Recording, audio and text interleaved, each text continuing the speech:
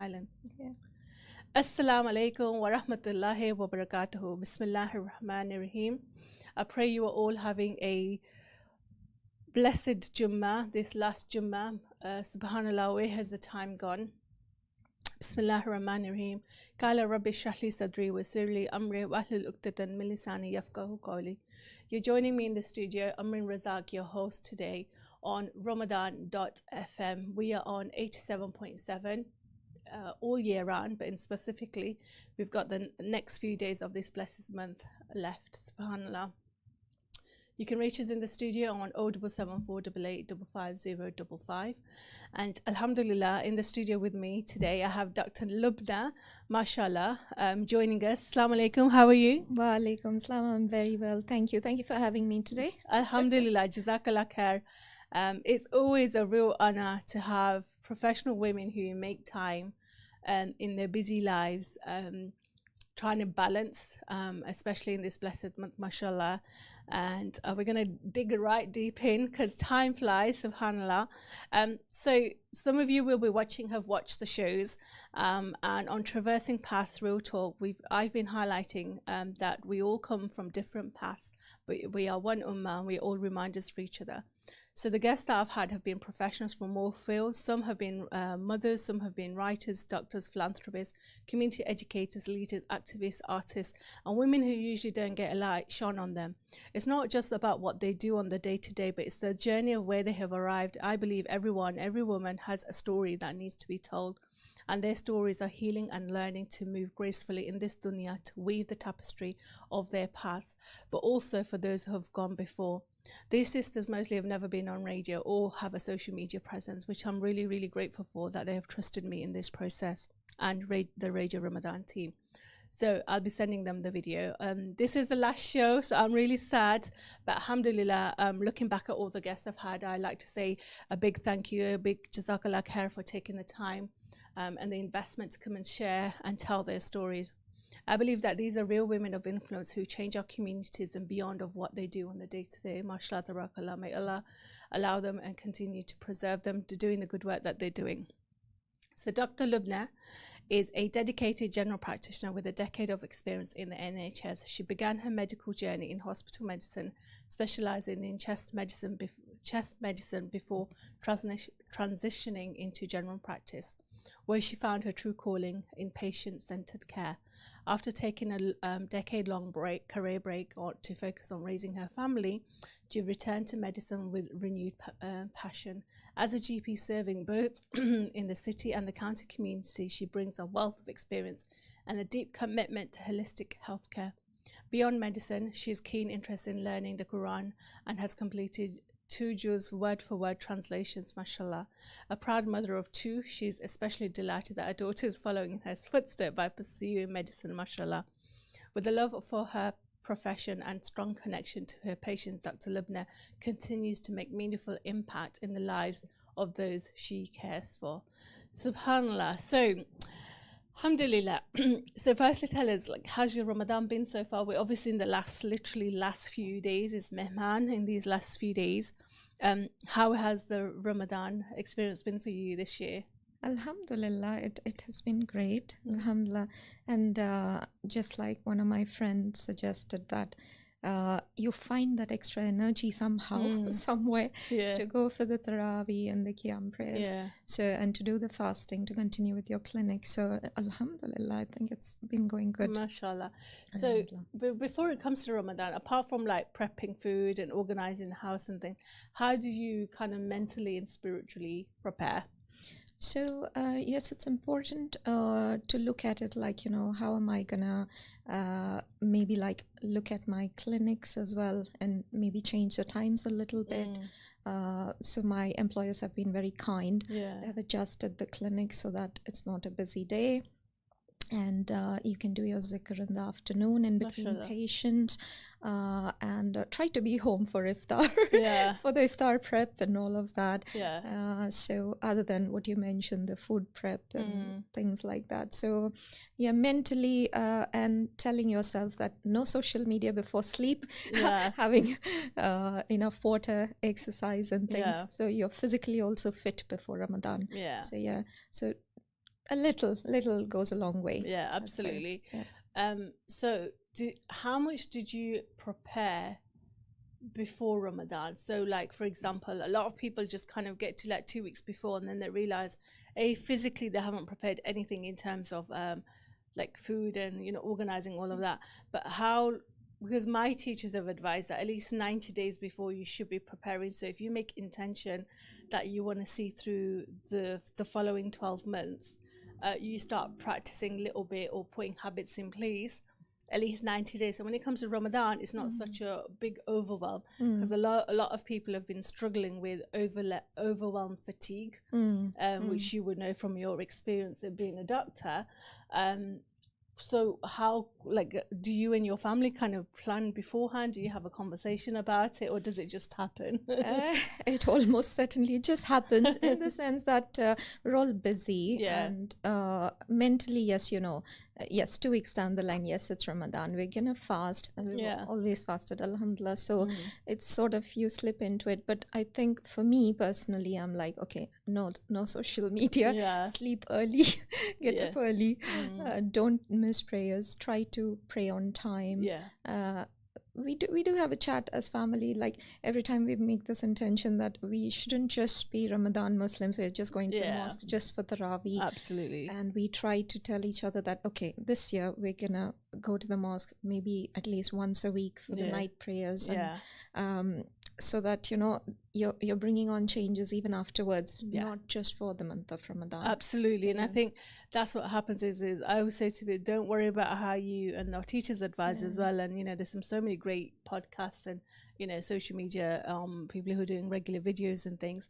And also on our station as well, mashallah, we have some really good nasiha every day. But what they say is that, you know, don't worry about how you started, but finish strong. You know, subhanAllah. So even if you feel like you've not had the best start for whatever reason, know that Allah is with you, and if you can just bring it in these last few days, like it's a reminder to myself as well, if you can bring it in these last few days, then surely those will become habits for you, and not to be not to lose hope, you know. Yes, absolutely. Never lose hope in Allah. Continue, subhanallah. So who would you say are your biggest influences and why? So they can be past or present. So influences, I would think, of course, the biggest influence is Prophet Muhammad sallallahu alaihi wasallam. So how he would tighten up his belt in the last few days in Ramadan, and still be nice to the other people who are not nice to him. So we need to really learn that and incorporate that into our daily lives. Be kind, have a kind word for your patient, for anybody, really. And then so more around that. And I think it's just the natural instincts that we do have, and it's things that we're taught or we're brought up with when we're younger, but as we get older we forget, but also we get kind of lost in the day-to-day, so we need reminding. So I think in Ramadan it's important to take that step back, disconnect from a lot of distractions that you have, and then, like, you know, try and build that focus, build that relationship with Allah, because he is always there, but we sometimes drift in and out. So it's really important that you, at least in Ramadan, you're gonna take that step towards him and build that connection again. So absolutely. So in terms of connection then, because it's been a theme this year with a lot of our guests, in the time that we're in 2025, we're all balancing many things, distractions, spiritual pain. How would you say, as you being a female Muslim doctor, working across the city and the county, how would you say, how important is companionship, but the right companionship as well? So in terms of sisterhood, brotherhood, you know, community connection, you know, you mentioned you go for Qiyam and Tarawih, which a lot of people don't, and for whatever reason, maybe their thoughts are different in terms of, you know, women praying in congregation, etc. You know, we will take our own advice from our own teachers on what we believe. But how do you kind of how important is that connection, that spiritual connection, and like I said, the brotherhood and the sisterhood? I think it's very important because Islam is a beautiful religion. It brings everybody together. So, for example, when we are praying, I might have different, in the rows, in the straight rows, you have different people from different backgrounds, different communities. They're all just coming in. And it's very beautiful to watch. So it's very important. And I have a good set of friends as well. Mashallah. So that's the sisterhood from that side of things for me. So it's just so good to unwind and relax and have a good chat, have a good laugh, discuss things, discuss any problems if you have sometimes. And I have 4 siblings as well, so Mashallah. we do try and talk. We're on different parts of the world, so do try and talk. So it's important to have that with your family, have a good set of friends. In terms of the community, I'd always wish I could do more in the mosque, but sometimes it's really hard. Of course it is. And it's a bit difficult, but inshallah in the future I'll try and do a bit more at Masjid al-Taqwa, inshallah. Well, and this is what it's about. It's about, like you say, we come in with intentions when we come to Ramadan. But just know also, you know, as listeners to who are listening, and even advice to myself, is sometimes we feel we've not done enough, or we didn't do this and we didn't. But if you make the intention, that Allah will surely allow it to happen. Inshallah, because your niyat is good, and it's in this blessed time, you know, in these last few days of Ramzan al-Kareem. So I would even say now, like, just keep making your du'as and renewing your intentions, because you just don't know what opportunities and what doors are going to open, you know, subhanallah. So okay, then brings me to then, so how do you balance your roles, being a mom, you know, a sister, a daughter, a mother, a wife, a doctor, and the other things that you do, mashallah? How do you kind of balance those life. hats? I think as women we are gifted, we can multitask. I'm not saying that men don't, but you can maybe give them 2 things max. That's been a thread on my shows as well.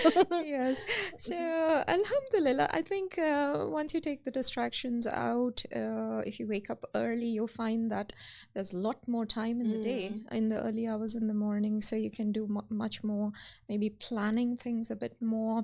Like I would always cook my food on Sunday, so that we are good for 3-4 days. So meal prepping, and we have my usual Quran class, that's every Sunday, but there's a break in Ramadan. So alhamdulillah, there is time. If you just look for it, there is time. There is enough hours in the day.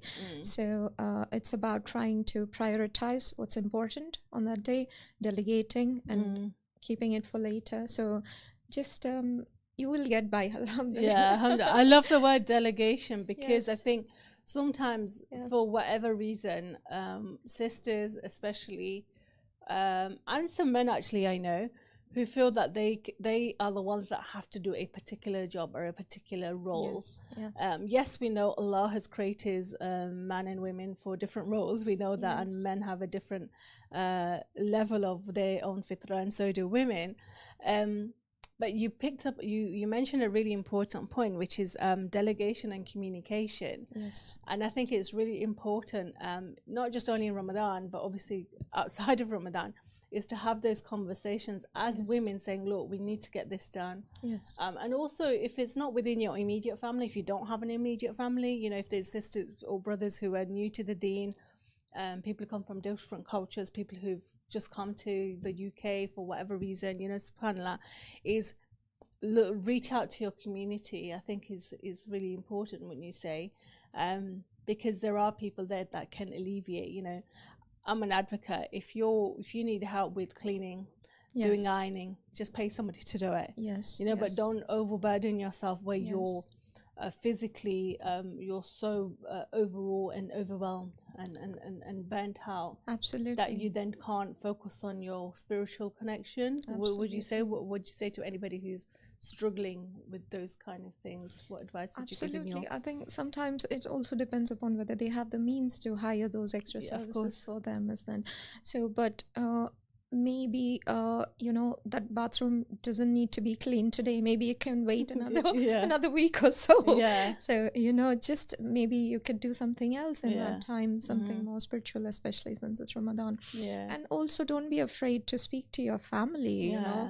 Your husband can help out. Alhamdulillah, my husband helps out. Alhamdulillah. And the kids, well, sometimes they do, sometimes they don't. It depends what mood they're in, mashallah. Teenage mood.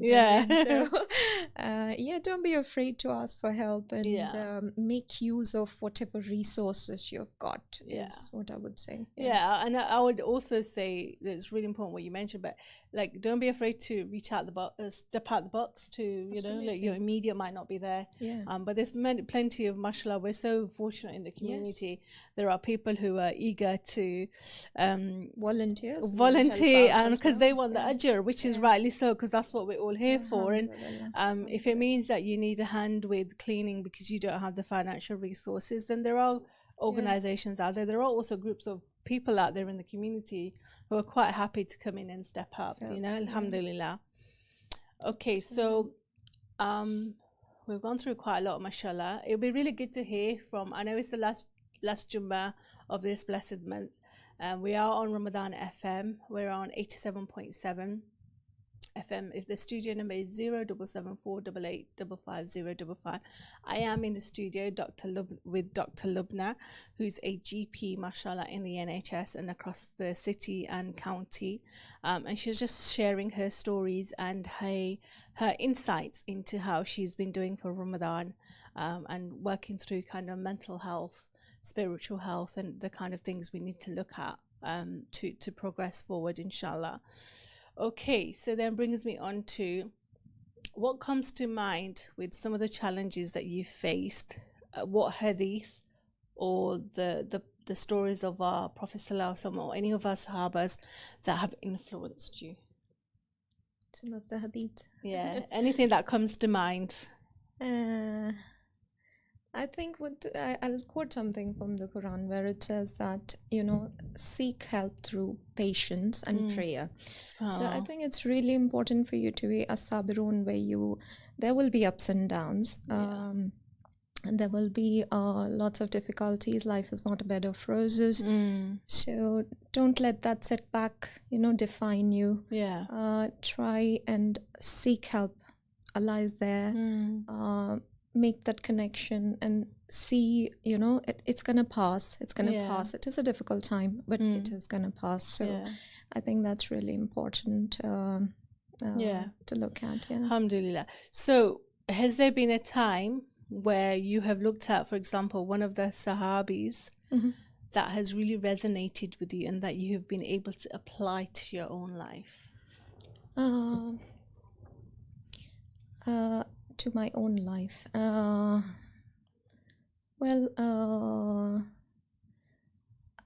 would again go back to Prophet Muhammad Sallallahu Alaihi Wasallam's life, and I think the vast amount of things that he achieved in his life.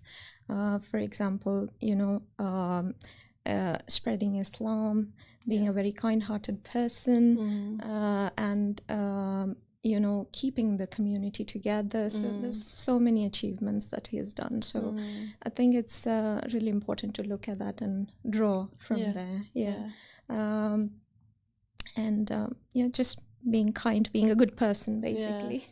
Or just keep trying, keep striving. Keep striving for more all the time, and just being consistent, because Allah loves those who are consistent. And it's about the quality, not always about the quantity. Yes, absolutely. But inshallah, we finish strong. That's the main aim, inshallah. Yes. So then, take us a little bit back to your journey of how you became a doctor, why you became a doctor. I know the traditional in our Asian community is, doctors, lawyer, that's great, mashallah. But what was it, because traditionally it was what's in your family, or tell us a little bit how that kind of journey started? I think I think it's going to sound a bit cliched, but yes, you love helping people. You want to make a difference in somebody's life. Yeah. You want to be a good listening ear. Sometimes it's not always the script that you want to give in. Yes. People just want to talk to you about their worries and something that they're worried about. So I'm from India. I'm from South India, Bangalore. So we didn't have doctors in my family, but my brother became a doctor, and there was a bit of a sibling rivalry. Oh, he does that, I have to do that. You're older, right? He is older Yeah. too. Mashallah. So no, apart from that, I really enjoy my job. I love the talking and the healing aspect of it. It's just wonderful. I enjoy my day-to-day work, both in the city and the county. Mashallah. So your studies, did you start there in India before you came here, or? Yes, so I did my basic medicine degree, which is MBBS from Bangalore, and then I've come here and done all the exams, which you talk about, some of the struggles. So gone through all of those, got all my degrees in the world, and then I thought, okay, I need to start learning the Quran because I don't understand what they're praying in the Tarawih. So I thought, okay, so I have to start learning this, and I tried a few years ago and then I gave up. So alhamdulillah, but it's been good, alhamdulillah, and I hope I get to the end of the Quran, inshallah. And I think it's really important because look, a lot of people, we focus on our careers, and then we get to a certain point in life where whether you've had children or you've not had children, whatever your circumstances is, and then you get to a point where, like, because it's our natural disposition, right? That we want it, we are, our natural disposition is to be seekers of the truth, right? Alhamdulillah. So I would say to people that if they haven't prayed something or they haven't learned something, they don't know the transliteration of something, there's so much resources out there. Just dedicate time. Even if it's one consistent hour a week, make it one consistent hour a week. If it's doing an online class, but be an active learner. Don't be just a listener and then not applying it. Because it's so easy to do that in the world that we're in today. So set yourself schedules. What I've been saying to people is, like, I have a schedule, like I have daily reminders for classes, like I know what I'm doing every day, because that's what keeps me grounded and make sure it happens. But join like circles in Leicester. We are so fortunate. But also in other cities and stuff, there's just reach out to institutes. There's people online who do classes, things like that. So just don't lose hope and just keep trying, inshallah. Absolutely, yes. Okay, so do you ever feel conflicted in your day-to-day work with your belief? Has there been any circumstances? And remember, today's show, Dr. Lubna's, she's not here representing anyone. She's here talking about her own personal experiences of what she's found. So has there been any times where, for example, when you first maybe came to the UK, before you got all your qualifications, was there a time maybe, if there's something that can take you back to that, is where you felt conflicted because of your belief, whether you were, you're practicing, you're covering, was there anything? And how did you kind of deal with that challenge?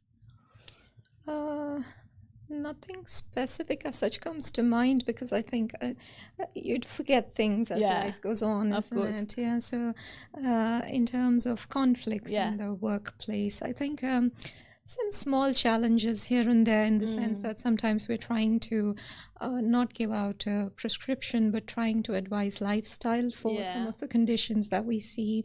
So yes, exercise, sleep, eat, good diet. So this is all very, very important than some of the things that I expected of the GP. So so going back to the basics always, it always helps. So that's what I can think of off the top of my head. Yes. Would you say if there's anything that you think that needs to change, be it let's ask you first professionally, in certain things that you'd like to see change, whether it's to do with the deen, whether it's to do with understanding cultural differences, nuances, anything that particular which you think you could change professionally first? Let me ask you that. Professionally, I think going by the broader issues in the NHS, I think, which is there everywhere, funding and resources and less workforce and things like that. But hopefully more funding soon is going to change things for the GP world. And you might see things like reduced waiting lists and things like that in the let's longer hope run. so. Inshallah. Inshallah. So I think Leicester is wonderful in that sense that there is some emergency sort of contacts in the hospital, like you have consultant connect or advice and guidance, which means that we can ask the question quickly to the specialist rather than wait for a year. Wait for a year after referring. So if you're worried, we pick up the phone, we can. So that's wonderful resources here in Leicester. So that's wonderful. Hoping that more such measures come in. There's some great initiatives in terms of cutting down waiting times, and what I think has been a theme on some of the guests that I've had, because they're in either like prophetic medicine or holistic healing, like having like drop-in kind of hubs for female health, which then brings me on to what are the kind of things that you seeing, whether it's in the community or in your day-to-day, of some of the issues like we're facing, especially from not just our kind of Asian community, but also generally, what kind of things are we seeing an increase of? Increase of certainly mental health, unfortunately. I think especially with the COVID and everything, so people are struggling to cope, and with the long COVID rise as well, which even as GPs we don't know much about because it's a new condition, so lots of unknowns as well. So that's what we are seeing. I think in the city practice that I work, I don't see many Asian women coming forward with their menopause problems, whether there's a taboo around it, whether they don't want to speak about it. I think I would say that come forward, discuss it with us. Whatever your worries are, we're here to help. Talk to us. We'll try and put a plan in place for you. If we don't know, we're going to find out for you. So things like that. Mental health in younger people, which really saddens me. And at the other extremes of age as well, you see in the county. Post 60, would you say a lot older? A lot older, who live alone. It's really sad to see that as well. So there are services, Age UK Samaritans, lots of services available out there. Yes, there's a little bit of overstretching of the social services, but there's still help out there. You just have to talk to somebody and get out there, and we'll try and help. Yeah, inshallah. Thank you for that. There's a lot of insights to hearing it from your perspective, because obviously you just not citywide, you're actually county-wide as well. So you see a lot of differences. What would you say? You said you mentioned there's, because of kind of the challenges being in your profession, how do you deal with those challenges? Because sometimes you don't know the answer, like you say. Something's new, there's a variant coming of whatever, you've only got the information maybe firsthand to deal with. How do you deal with that kind of resilience and that confidence to kind of still serve the patient? Yes, it's interesting you mentioned the word resilience because there is a Facebook GP support group which is called Resilient GPs. Oh wow! Which is wonderful. You just picked that word, the right word. So there's always peer support out there. I run myself a peer support group of 325 women GPs, all across the deaneries, all across different places of UK. Some are from Dubai, some are from Canada as well. I'm grateful to have those people. So we have a question we can ask on those peer support groups, find out resources, or you've always got the specialist. If you're worried about something, you can always ask for an opinion. Look, I'm not sure, but this is what I'm thinking. What would be the right next steps? Can I do this? Can I do that?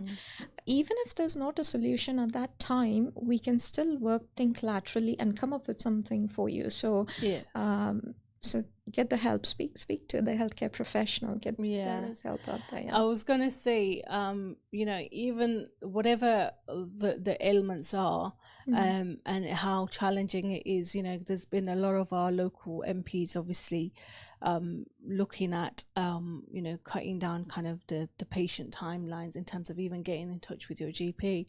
And this has been spoken about on this radio channel as well. Because we've had people from the NHS and representing in terms of what's really going on. And that's why we need spaces like hubs and stuff. So it's really important for people to seek medical advice and medical help. Yes.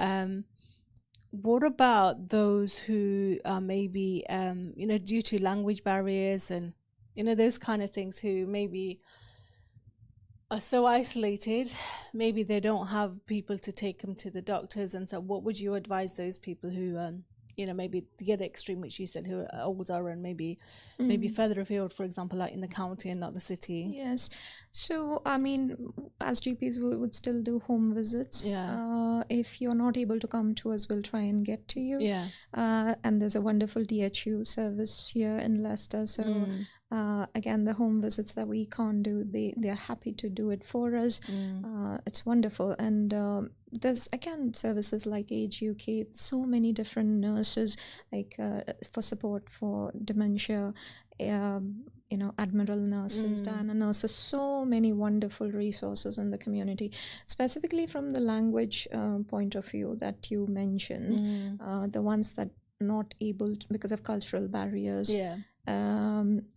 I'm sure that there will be support for them as well, but the thing is that you have to take that first step sometimes. Yeah. And sometimes some other people will alert us. For example, the physios that are going into the houses, they will alert us and they'll tell us that, look, they're struggling. There's the social prescribers. Every GP surgery will have that as well. The integrated care navigators who can connect the dots, the services to the patient. If the patient is struggling with something, they can connect this, look, which is non-medical. The services there are volunteers. There is a Vassal care leaflet around as well. So there are services, volunteer. There are people that will take you to your appointments, taxi services, volunteers that are running these services. So lots of amazing resources. I mean, I know there's a lot going on in the city.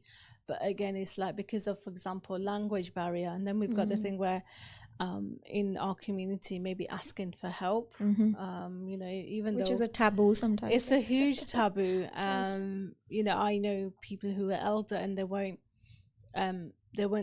outreach to other services. And then, even if they have, for example, a social worker, they can't get hold of the social worker. And it's just a lot of hard work for them, and they just feel hopeless. So there's many people in the community that I know of, whether they're within the charity sector or even just people in the community who are helping out other people. So I would say, if you just go check in on people, or somebody who you see might be a bit vulnerable, is just check in, within the capacity that you can, that is safe for them, and that you're not putting yourself in a position of safeguarding, etc. But just be mindful of that as well, because as much as we sometimes want to help you, there's sometimes the limitations in terms of doing what we think is right, but then also allowing the services to do what they're here to do. There are limitations. And but we make our intentions, inshallah. Okay, so then brings me on to, so how do you as a doctor manage all that you do, make sure you get the right support in terms of, from professionally, in terms of counseling, pastoral care, spiritual advice? How do you find that experience, and are you able to do that easier now than probably when you first started your journey of being a doctor? I think yes. I mean, there will be some ups and downs, and during training, I think there was a wonderful service, just like a counselor. If you're worried about something or you're struggling with something, it's always helpful to talk, get the burden out of your system, and then find some solutions. It's so surprising sometimes. All you have to do is ask somebody, talk to somebody, even if they might not have an answer. Just getting it out of your system always helps. It doesn't sit there and create that backlog of stress and anxiety and everything going backwards. So Alhamdulillah, I've been okay. Afterwards, I've got the peer support group, my siblings and my parents. We try and talk a few times a week. So it helps, keeps us grounded, gives us the support, gives me the support. Alhamdulillah. Because obviously you've got two children, mashallah, and they're older. like I've spoken about this with some of my other guests as well, because of they work with people, so you obviously take on whatever that is, whether it's in a professional capacity or somebody who's in the community and listening to somebody's, woes and difficulties and challenges. So do you ever get home and you're like, oh, I really had a bad day, and do you have to just let it come out, let it go? and Yes. do you have this kind of rule where you because I know with a lot of people they have like a 5-minute thing where they all talk about what their day's been and what's been working and what hasn't, Yes. and just so then you can move on? Do you do Yes. that? Yes, I'm lucky to have a good family. Yeah. So my husband Alhamdulillah. and kids. So at dinner time, we Yeah. try and sit down and we're like, okay, how was your day? How was your Yeah. day? What did you do? Oh, I had this, or I had that. So it's really nice to get it out of your system. Sometimes you can't discuss things with kids, but of I mean, course. you can't name things, but Yes. you can say, isn't it? I think especially as it being a doctor Yes. or being in any kind of profession where you're dealing with people's personal lives, for example, Absolutely. a solicitor or a lawyer who's in court and dealing with child Hard custody or times, hard times or crimes or whatever it is. It's just having what I think it's really important to have sometimes people who are not in the profession, but at the same time Just you a also listening ear, need people who are in the profession to give you professional advice. Yes. So it's getting that balance, isn't it? Absolutely. The groups that I'm on, they're wonderful, and we've got a local Leicester first 5 as well. First 5 means the first 5 years of your GP, so you get a lot of support from there as well. They organize teachings for us as well. So to improve yourself, keep continually improving yourself. Read. I think that really improves. Read your medical and non-medical. So for me, the non-medical is the Quran at the moment, which is good. Alhamdulillah.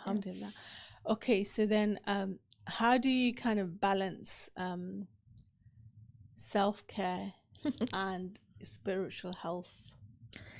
Yes, self-care, I think, yes, it's important to prevent burnout. So very important. So sometimes at home, I just need a peaceful, quiet corner. Nobody's not doing nothing, right? Not doing anything. So just me time. And the kids will not disturb me. My poor husband is not going to disturb me.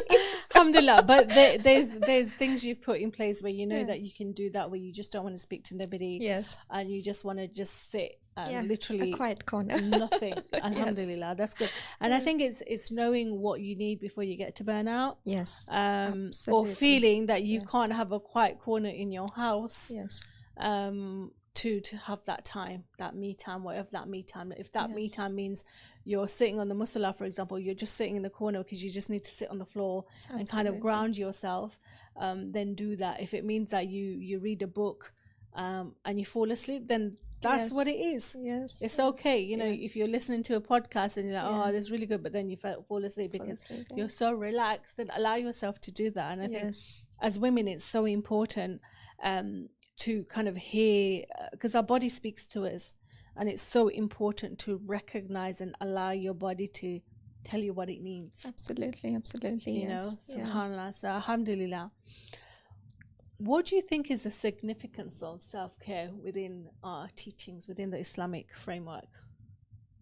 The significance of self-care, I think it's really important because you're a giver, you're a mother, so you're a doctor, for you to perform better, you need to be in that right frame of mind.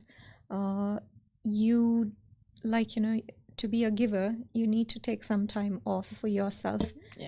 Just relax, whatever it is. For example, I try to Fridays, if I can, I try to go to the mosque. So so I try not to work on the Friday. So whatever it is that takes in your schedule, that you can do to to be able to continue to give, I think it's really important. Take that step back sometimes. You don't have to attend every webinar. Take that step back and just prioritize yourself sometimes. And obviously, like being a doctor, there's continuous learning. Absolutely, from the cradle to the grave. It is literally continuous. But then also as believers, we're taught that. But I'm a firm believer in what the advice I've learned now in all these years is don't try and consume so much because you feel you need to consume, because you think, okay, if I'm attending this class, if I'm attending this dars, oh, I'm learning. But if we're not applying it, then we have knowledge, but we're not applying it, which is, we're going to be questionable. It beats the purpose. And it's kind of an oxymoron of what we're trying to do.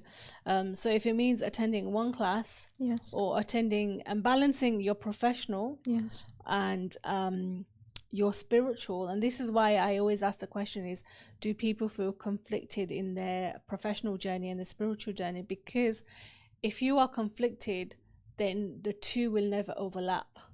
If they overlap and they're working in tandem together, then you know you're on the right purpose, from the experiences I've seen and working with the work that I do, working with people with trauma and experiences and kind of self-development and coaching, whatever that coaching specialism is.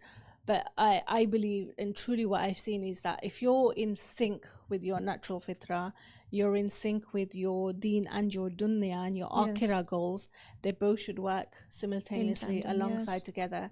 And if you're finding you're conflicted, then there's something, just take a step back. And maybe speak to somebody who's a coach, maybe speak to somebody, get some spiritual advice, or who you go to. But and also speak to your own circle. Like your network, whether it's professionally, whether it's something you're about to start a new career, a new business, because you're like, I want to do things differently, or I want to do this. But then look out, if you're then doing something solo, for example, self-employed, or your work visa, but then you're still conflicted, then there's something not working. So look at what's not working, which then brings me on to, what kind of advice would you have for people, any of our listeners, whatever age they are, in the last few minutes of the show? SubhanAllah, where has the time gone? If they look into, to be a GP, or, especially our Muslims who are maybe a little bit later in life, maybe, what advice would you give to them? Interesting when you mentioned later in life. I was a stay-at-home mom for 8-10 years, and then I started doing it again. So don't be afraid to take that step. Just go for it. There's a lot of support. There's you can do part-time, full-time, whatever your circumstances allow.